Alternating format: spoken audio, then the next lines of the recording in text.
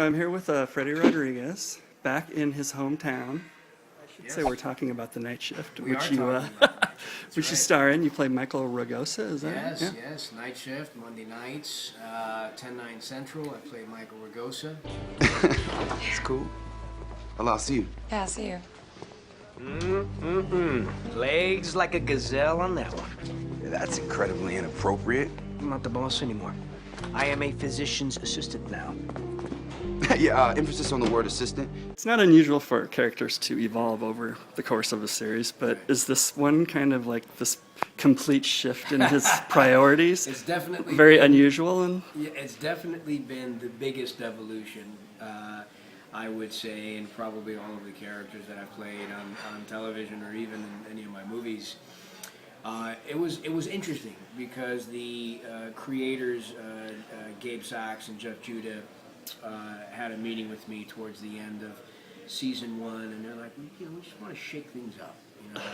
I think that they really just wanted to see me interact more with the rest of the cast and be a part of the cast, where they felt like me being the boss alienated me from the cast, and they said it would be really interesting to see a guy your age start all over, and what that dynamic would be.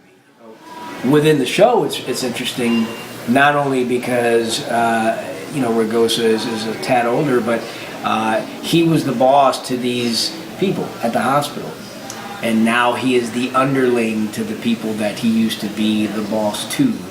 And so seeing that dynamic, seeing the characters express how they've always felt about him, in which they could not do before, obviously, because he was the boss, is interesting. Seeing how he gets treated, seeing how the financial dynamic within even his own family's house is different. A couple of episodes ago, we met his ex-wife. We met his daughter, and they get along so well, he and his ex-wife. Exactly.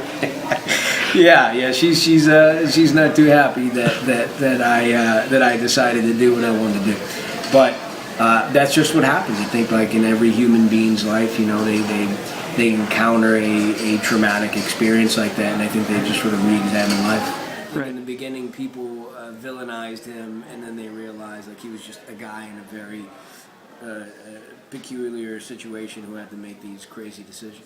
Well, this season they did sort of get their revenge a bit. They have been playing pranks on him and things like that. They have. He's my character has been the subject of many pranks. The subject of people venting and letting me know how they felt about my character in season 1. And so that, to me, as an actor, is really interesting to play. And, and I was all for it. Like Freddy and his castmates, do you guys play pranks on each other?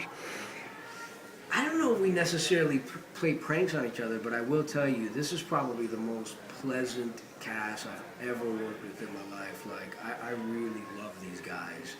And our bosses, Jeff Judah and Gabe Sachs, they cut their teeth on a show called Freaks and Geeks with Judd Apatow. And I'm sure you've heard that Judd Apatow is an incredibly cool guy and only hires cool people and sets a cool tone on set, and I think that they've taken a page off of his book and somehow just hired all of these people who have really good chemistry and get along incredibly well, and I think that's contributed to the success of the show. I think that the chemistry you see off screen, you see it on screen.